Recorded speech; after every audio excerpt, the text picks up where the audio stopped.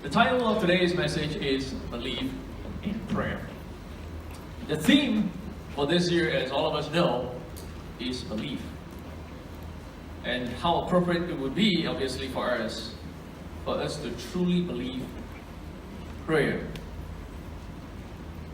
Prayer is something that is a part of a Christian's life. But prayer is not unique only to Christianity, because people in all religions pray. But of course, the prayer that we are talking about this morning pertains to our relationship with God as described in the Bible.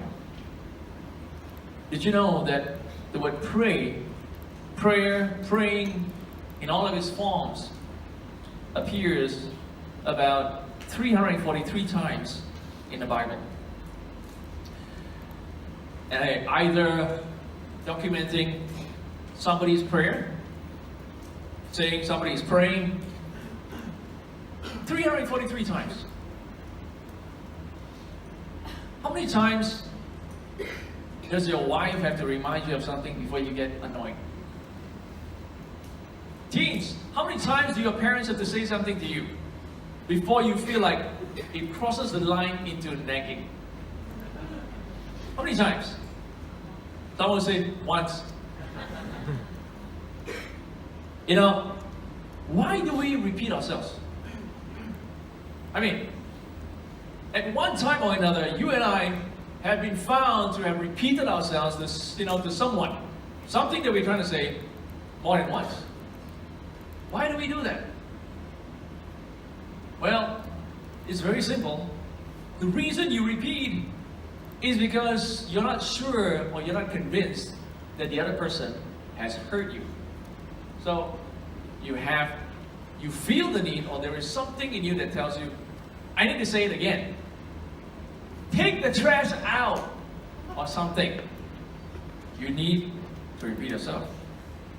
Repetition is so that the other person can hear us better. Of course, that's our belief, and sometimes the more we repeat, the more they don't hear, because they shut off after the second time, perhaps because of the way we come across. Correct?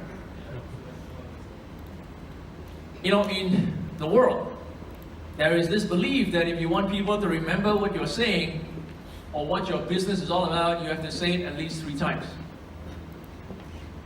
At the same time, there are some people in the business world who says, no, you need to repeat it at least 7 times. Of course, there are others who believe that, no, you should repeat it more than that. Clearly, there's no proven numbers that people are aware of. The one thing in common that they do have is they know that you have to repeat your message in order for people to remember it, for it to sink into people's minds and hearts. God spread out the concept of prayer throughout the pages of the Bible, so that as you read it from the Old Testament to the New, you are constantly aware that there's someone praying, or there is the concept of prayer, and we should all pray. Prayer needs to be part of our lives. You know, in the advertising world, they believe in the concept of repetition.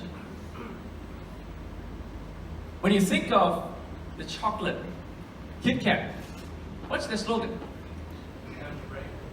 Have a break. Have a Kit Kat. You need to stop eating Kit Kat. That's their slogan. Have a break. Have a Kit Kat. Did you just see it yesterday? No, I don't think so. But somehow it sticks to you because it's catchy, and also because they've been pounding it into the public's brain and hearts for the last 62 years. They've been using this since 1957. What about M&Ms? Melts in your mouth, not in your hands. They've been using this for 65 years repeatedly since 1954. Clearly, it has worked for quite a few of us, right? Some of us may have heard of the brand Maxwell House coffee. I know it's less common in Malaysia because everybody drinks Nescafe or something. But apparently in America, this is a very popular brand. And their slogan is, good to the last drop. They've been using this since 1917 for 102 years. Imagine how much they've been pounding this. We may not know this. I don't know if Marty is in the crowd or he's serving somewhere else. You probably must have heard of this. If not, I bet you most Americans have. I mean, can you imagine? That is how much people believe in repetition. When God says something to us over 300 times, you could literally find a verse a day on prayer for almost a whole year. Should we not get the message that you and I must believe in the power of prayer? How many times must you hear about prayer before you truly believe in prayer? How many times? You know, we may say, yeah, you don't have to tell me. I believe in prayer. That's great. But it's not just something, it's not a concept you believe in. Prayer is something that you and I do. Or at least you and I should be doing. So prayer is not just a concept like gravity. Oh, I believe in gravity. You don't think about gravity every day. You think about gravity, say if you fall from the stage. I hate gravity. That's not the same as prayer. So prayer is not just a concept that you hold on to, that you bring out once in a while. If you truly believe in prayer, prayer should be part of our lives. Look at the words that Jesus used to describe prayer. And when you pray, do not be like the hypocrites, for they love to pray standing in the synagogues and on the street corners to be seen by others. Truly I tell you, they have received their reward in full. Oh, obviously Jesus was teaching the Jews to not pray like some who do it for show, or do it to impress, do it for others to take notice of them. But still, they're praying. And it was not uncommon in those days that during certain times, you see these very pious people to suddenly stop and stand in the middle of the streets praying, and then the rest go, oh wow, what a holy guy. Jesus says, look man, don't do it for that reason. But he does say, when you pray, the very next verse, but when you pray, go into your room, close the door, pray to your Father who is unseen. Then your Father who sees what is done in secret will reward you when you pray. And when you pray, do not keep on babbling like pagans, for they think they will be heard because of their many words. When you pray. And when you stand praying, if you hold, this is at a temple, if you hold anything against anyone, forgive them, so that your Father in heaven may forgive you your sins. When you pray. He said to them, when you pray, say, Father, hallowed be your name, your kingdom come. See, Jesus did not say, if you pray. Jesus could have said this, and he would have meant, if you so choose to pray, you should pray this way or that way.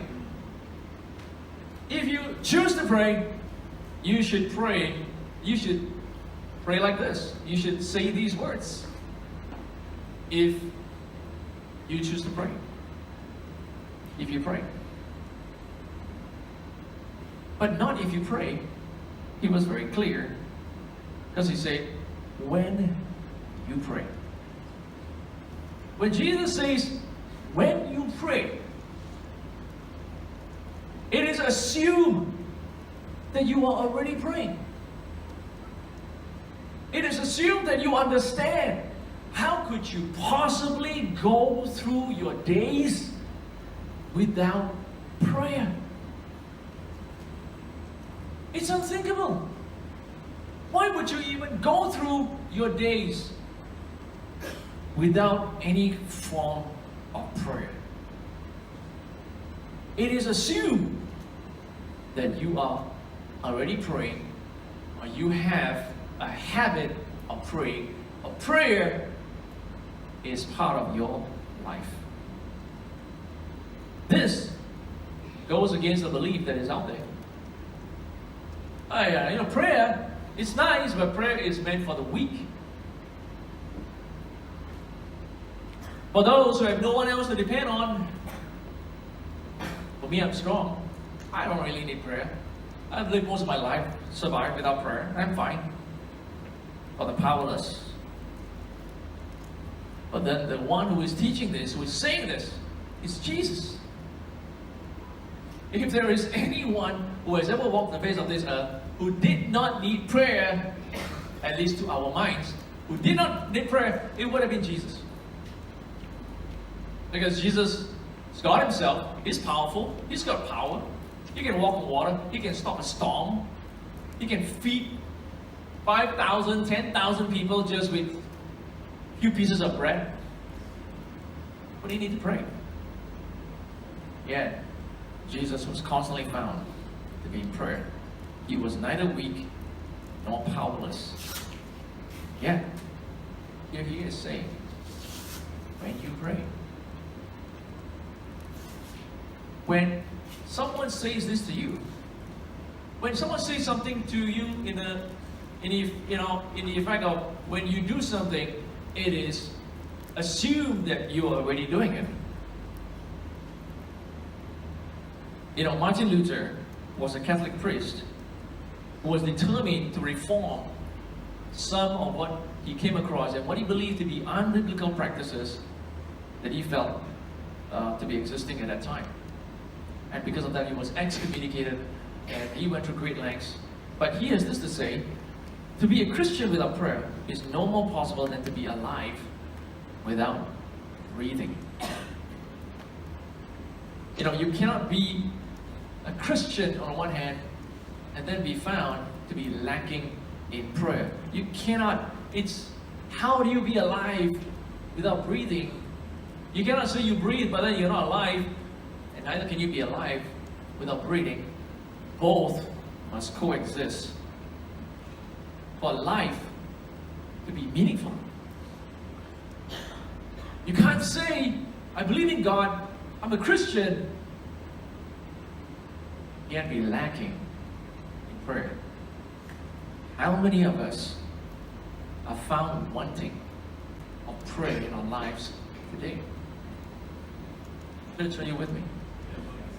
You see what Jesus is trying to say to us. It's like this. When you say to a brother who is married, when you brush your teeth, well, not just married, but anyone for that matter. When you say to someone, when you brush your teeth, isn't that an assumption that he is brushing his teeth? Hey, when you brush your teeth, what toothpaste do you use? When you brush your teeth, what kind of toothbrush do you use? And what if the response is, what do you mean when I brush my teeth? I never brush my teeth. And that answer comes back and go like, how can you not brush your teeth, right? In horror, especially when that person that doesn't brush his teeth is speaking very closely to you. Some people are close talkers. Yeah. How could you not? When you pray, I don't pray. There is a look of shock. Just imagine the look of shock on Jesus' face and go like, how could you not be praying? What do you mean by you don't pray?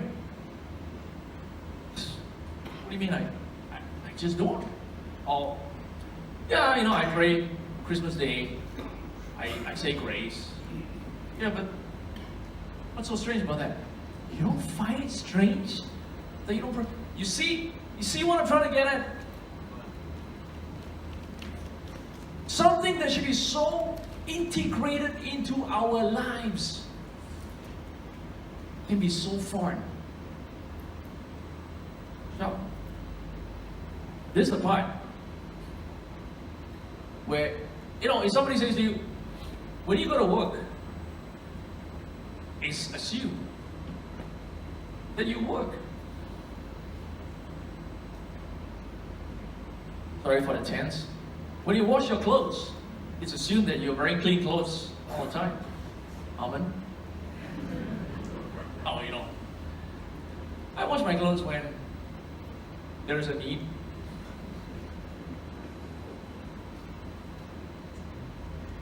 When you do your homework, guys, teens, that is assumed that you do your homework, right? Now, hey, if you do your homework, do the teachers ever give you work and go like, hey guys, if you do the work I gave you, you're expected to do it. When you go on a date with your spouse, hey, when you go on a date with your wife, what's that based on? You should be dating, right? And usually we ask that question to the husband, because the husbands are supposed to bring the wife out. That's to be the right way, right? Hey, as I say this to you, I'm a guilty party as well. A lot of people are like, date my wife? She's already married to me, why don't we date my wife? I see her every day.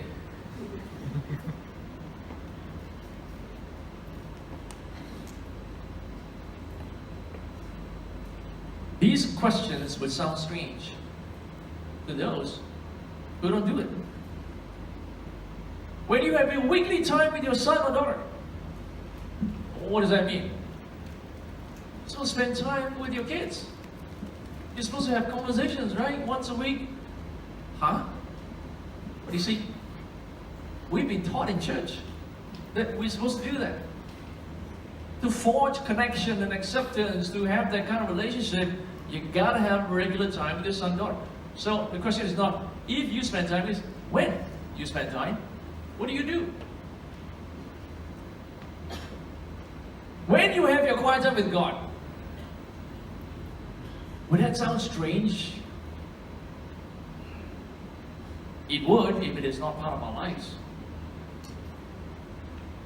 See, similarly, when you pray, it should be part of our lives. What is stopping you from having a prayerful life? I mean, prayer is something we believe in, and Jesus said it should and it has to be part of your life. What is stopping you? What is stopping us from having a prayerful life? That's the right question. Is it time? Because time seems to be the main factor. What needs to change so that you can have a prayerful life? What needs to change? Is it time? Well, the biggest complaint is usually, I've got no time. Really? You know, after screenages, we found where all the time went. You want to see? Of course you want to see. Teens, screenages survey results. This is what your parents think is the number of hours that you are spending on your screen time. And this is their guesstimate based on what they know about your life. And to me, guesstimate is this. It's a guess, and the numbers are usually lower. So the actual time is usually more. More than 75% outside of schoolwork spend more than 5 hours on screen. Here, this is an easier chart to look at. More than 75% spend more than 5 hours. 50% more than 10 hours on screen outside of schoolwork, which requires computers sometimes, right? Schoolwork and all that. Outside of that, and 15 hours, 30%, and more than one quarter, more than 25%, 20 hours on screen. Teens, if you have no time to pray, this is where the time has gone. If you just take a few hours out of this a week, you will have plenty of time to read your Bible and pray. Numbers don't lie. Don't worry, we also scale the parents. So, this is screen survey results. Parents, this is your own results. This is what you put down your number, and like I said, the reality is it's probably more than this, because sometimes we forget. The numbers are not that different. 83%, more than 83%, we spend more than 5 hours on screen time a week. This is per week, by the way. Same with the teens. About 60%, more than 10 hours. So parents, we're actually spending more time on screen than our teenagers. 15 hours and more, 33%, and about 25% is more than 20 hours. You know, if we take some hours out from here, we will have plenty of time for our Bible, for our prayer. We can easily spend a few hours one week, a few hours per week being involved in Bible study with another person. This is where the time is gone. The land of lost time. This is the modern day life. What needs to change? We can't say time. We need to do better. Now, if we truly believe that prayer needs to be a part of my life a lot, we would be more than glad to shave off some time from here and rechannel it to God. Amen, church? Is it time? Maybe it's sin. Oh, I can't pray, bro. I'm in sin. It's interesting because Jesus told a story in the Bible in Luke 18. It says, to some who were confident of their own righteousness and looked down on everyone else, Jesus told this parable. 2 men went up to the temple to pray. One, a Pharisee, and the other, a tax collector. The Pharisee stood by himself and prayed, God, I thank you that I am not like other people, robbers, evildoers, adulterers, or even like this tax collector. I fast twice a week, give a tenth of all I got. This guy, it's a good guy. But a tax collector stood at a distance. He would not even look up to heaven, but beat his breast and said, God, have mercy on me, a sinner. I tell you that this man, rather than the other, went home justified before God. For all those who exalt themselves will be humbled, and those who humble themselves will be exalted. Both were sincere, and both appeared to be devout, even though the tax collector was the sinner, so to speak, in this story. In the eyes of society, when these two men stand together, people will say, he is righteous, this guy is scum. Because tax collectors in those days, as you have heard many times, they would extort money from their own people. So they would collect more than is required tax, and they would use force, and that's how they made themselves rich. So they were considered betrayers of their own people. But both were sincere, and he still went to the temple to pray. So both were sincere and devout.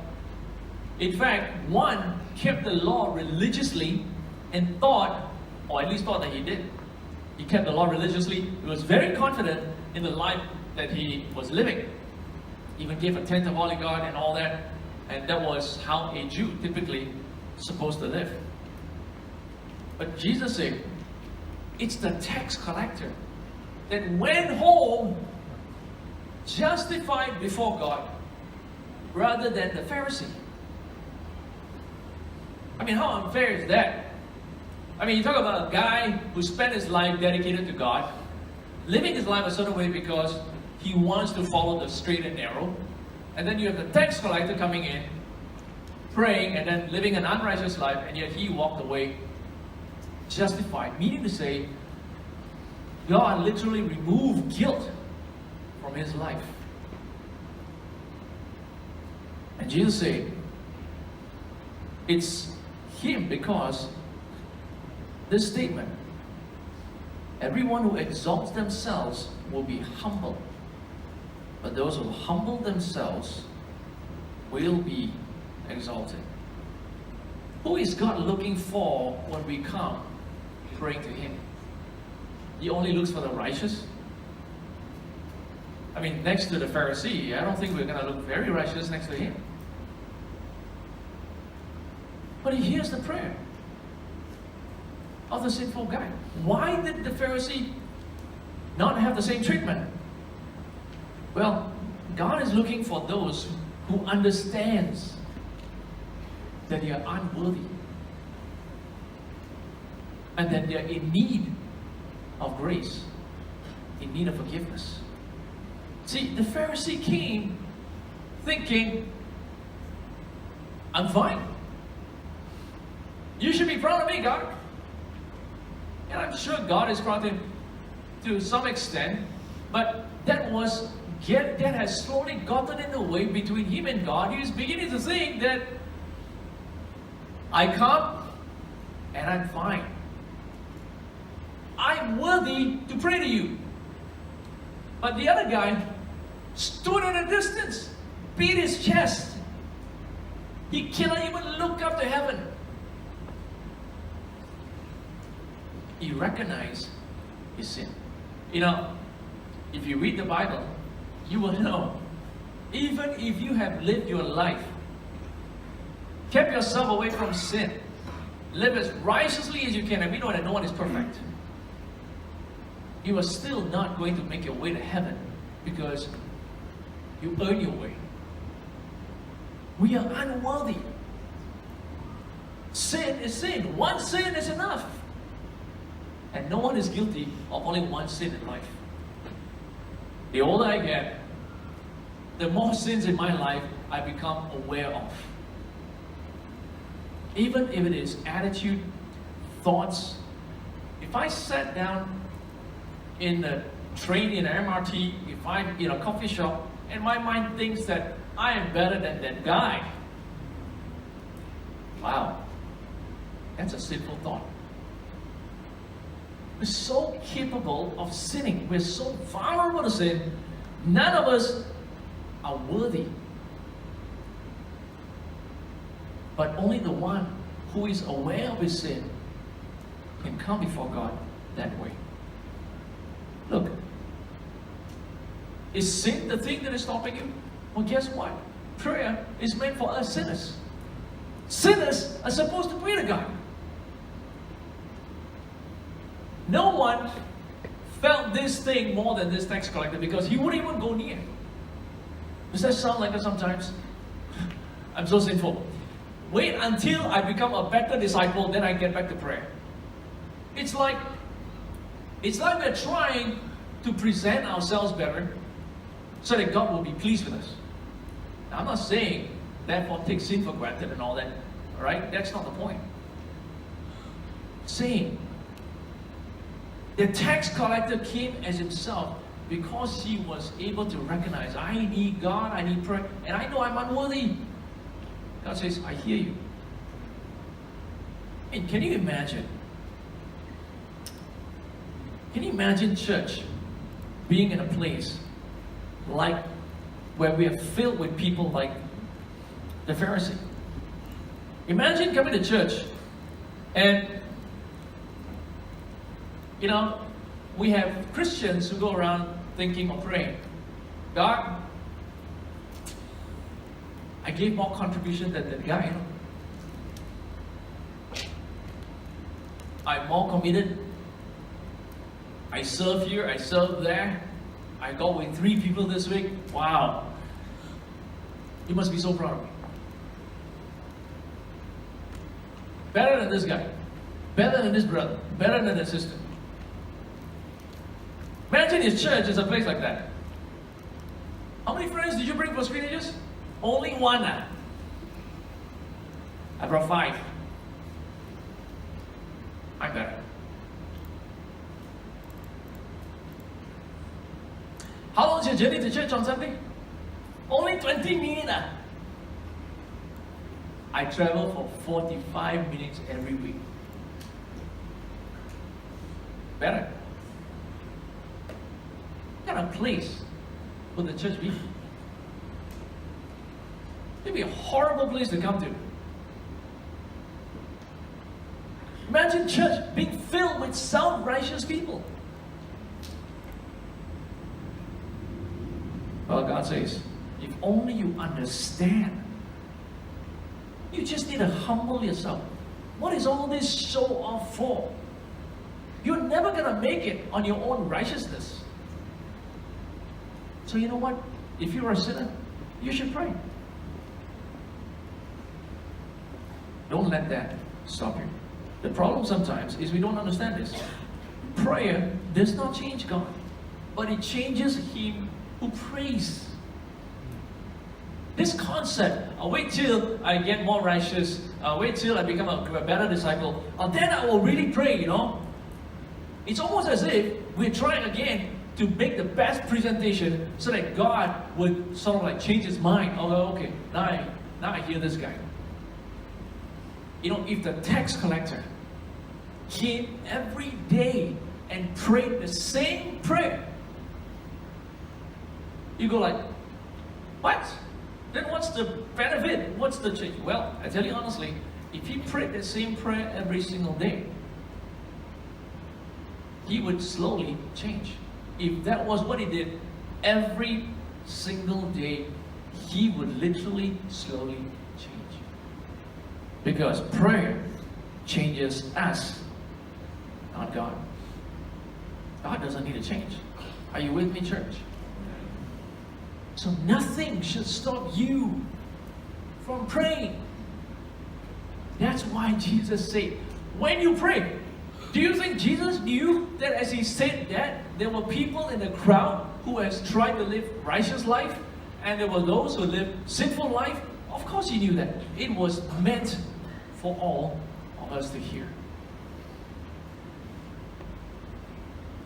When I think about this, I think about my family, I think about this was my wife's 50th birthday. That ridiculous looking cake is supposed to be cactus.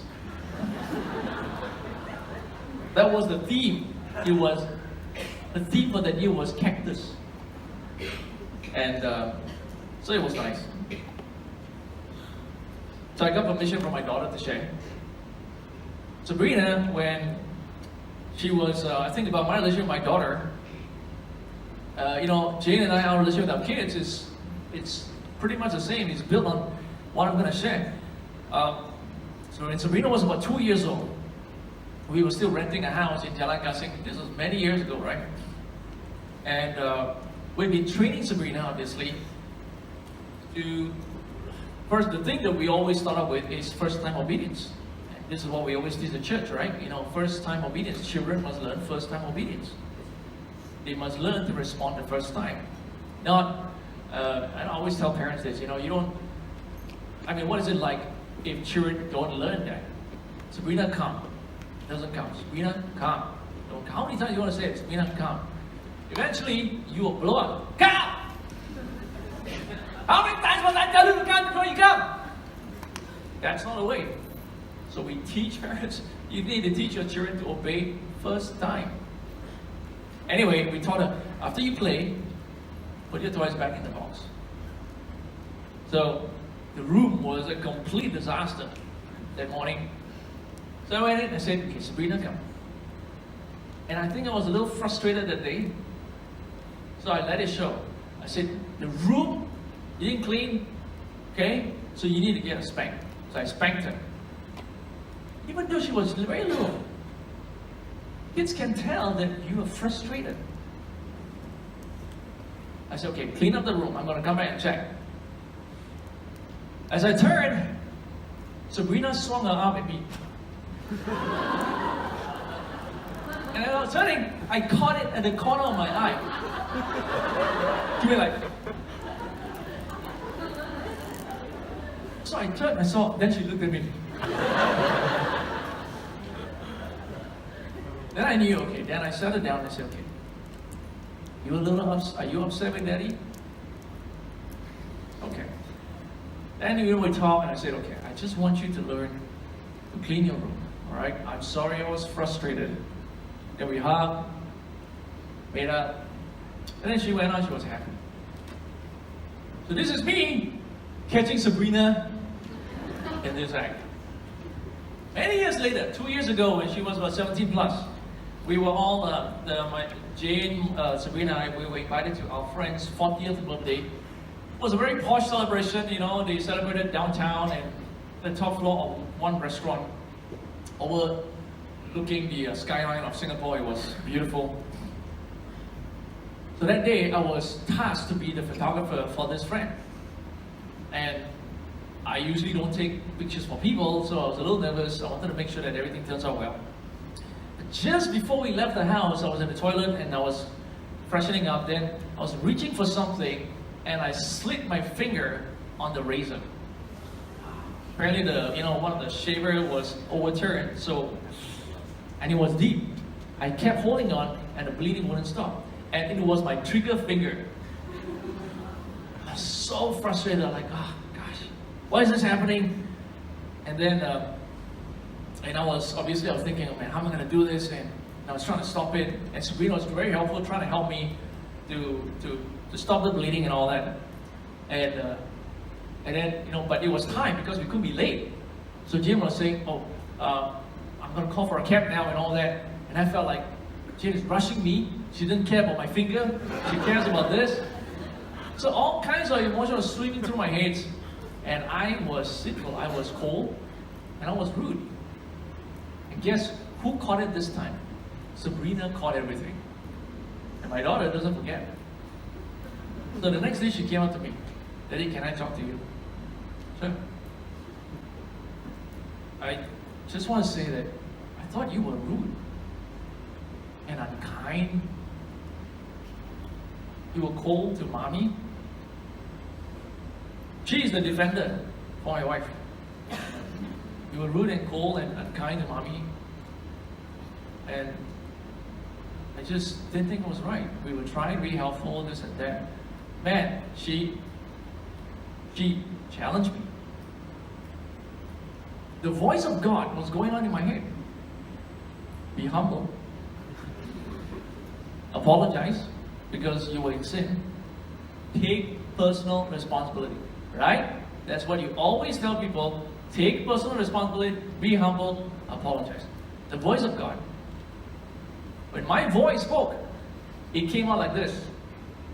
I can't be bothered. I feel this family takes me for granted. I have to fix everything. I let it out. Like, I can't be bothered. So, too bad. So people are so shocked. Like, this is a father, a pastor father. What do you mean? Like, how do we take it for granted? Maybe you can tell me. I said, no, I don't think you'll understand. She was so furious. She exploded. And I've never seen my daughter this way before. She gave me permission to share. She said, I don't want to talk to you. She stormed off and went to a room, slammed the door, and called everyone on the face of the earth. And this was what she told them. The same message. My family is falling apart. She called her mentor, she called her best friends. I think the only people she left out were primary school teachers. Everybody was convinced. The father was a sinner, family is falling apart. But of course, they calm her down and said, come on, Sabrina, calm down. Your family is not going to fall apart over one incident, okay? Eventually, she calmed down, she stopped crying. Man, I've never seen my daughter cry that way. Then later, I went to the room, I opened the door, and I said, do you want to talk? She looked at me, she said, no. Then I closed the door, I went to my room. Next day, we sat down, and I sat down to talk, and I said, I am so sorry. I was sinful. Terrible. She took responsibility for blowing up, whatever it is. We made up. Reconcile. Why am I sharing this? My relationship with my daughter, my relationship with my 2 sons. It's a history of this. We have many incidents between us over the years where we have to take responsibility.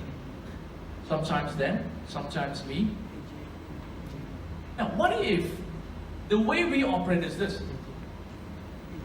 I don't want to talk. I cannot be near you for the next few days because being near you reminds me of pain, so I cannot. I don't want to talk about my feelings because it's going to bring up pain. So let's just give space. And this famous phrase that a lot of people use is, I am not ready. Or, give me time. But that is usually infinite time, you know. There's no deadline. Why do we do that? Every time we are in disagreement, there's some contention over some issues, and then you go, okay, let's just separate. What's going to happen?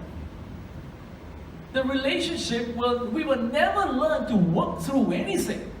Sitting down and taking responsibility, we will never learn to do that. I'm grateful that my children are slowly becoming my friends, best friends. But that's through a lot of mistakes that we've made. And there have been times when we stayed away a little longer than we should. We've got to learn to take responsibility. Imagine this is our relationship with God. Stay away. Okay, give me some time. I'll come back again. 1 week later, 2 weeks. It's no wonder we will never get a prayerful life. We should always talk to God. Are you with me? That's why the Bible says, never stop praying. Not did you pray? Have you stopped praying at all? Never stop praying. And I love how the Passion Translation says it. Make your life a prayer. Wow. Good times, bad times, when you pray. Isn't that awesome? God wants us to pray. Amen, church.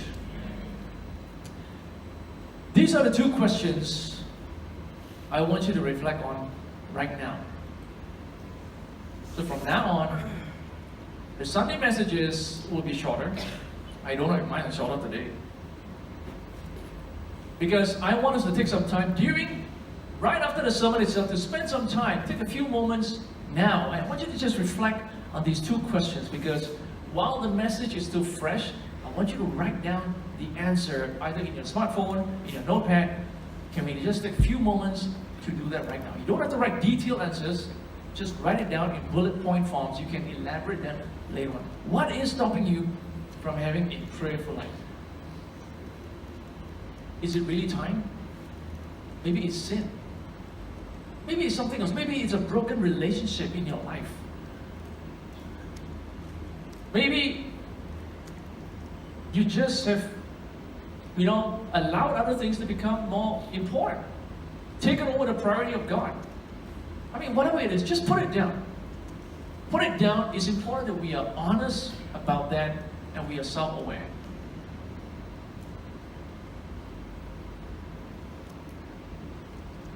Secondly, what needs to change so you can have a prayerful life?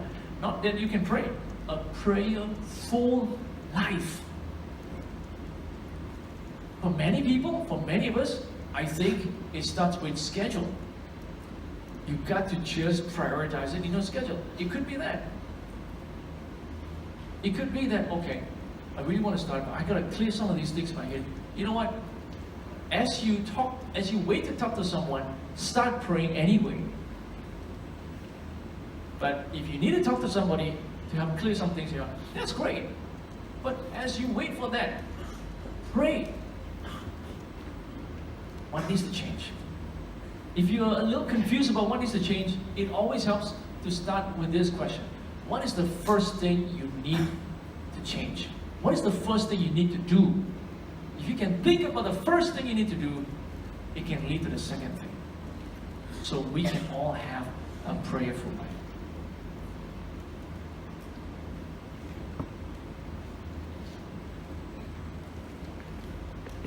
I'll just give us maybe another minute or two.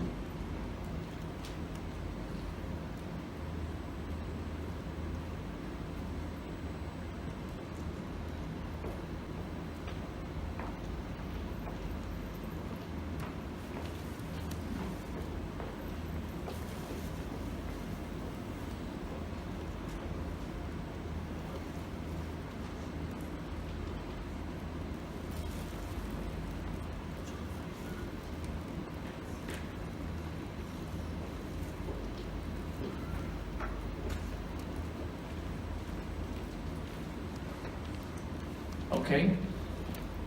I want to encourage you to spend a little bit more time later on to go through this. Now, I want to bring your attention to something called the prayer and fasting chain that we want to do as a church for this entire year. All you need to do is to sign up for one day this year. One day when you will fast 24 hours and pray. And every day, someone in our church will be going through a prayer list that will be sent to you.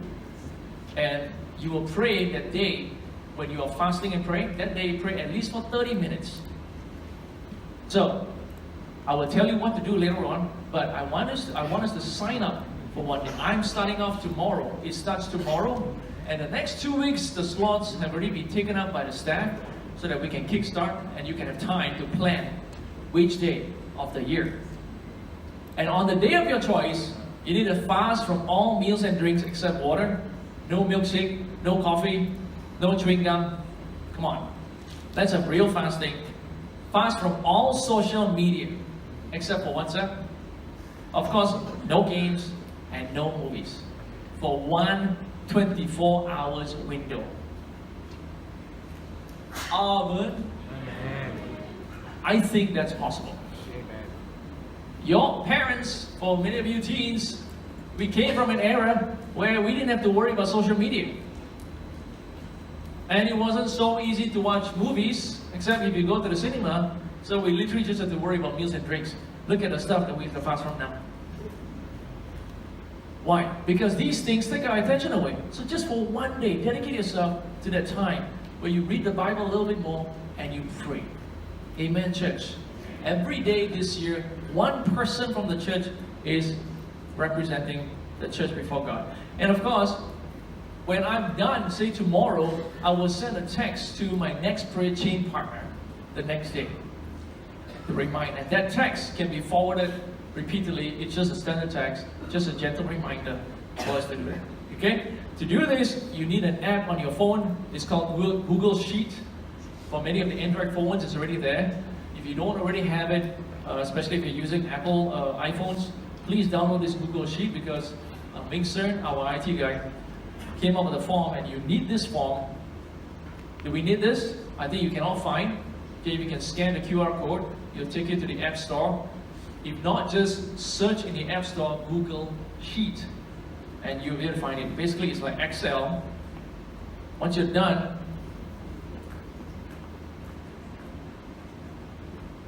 I hope you're able to capture that. Okay, once you're done, this is the fasting and the prayer and fasting chain calendar. Please take this. I guess we will send the link through WhatsApp to all of you guys. Sign up. Please sign up in this prayer chain. So let's not have any of the days broken. Let's have a continuous prayer and fasting chain. And of course, the prayer list will include things like Kuasa Land and everything else that we'll be praying for. Amen, church? Let's have a prayerful life. Amen. Thank you.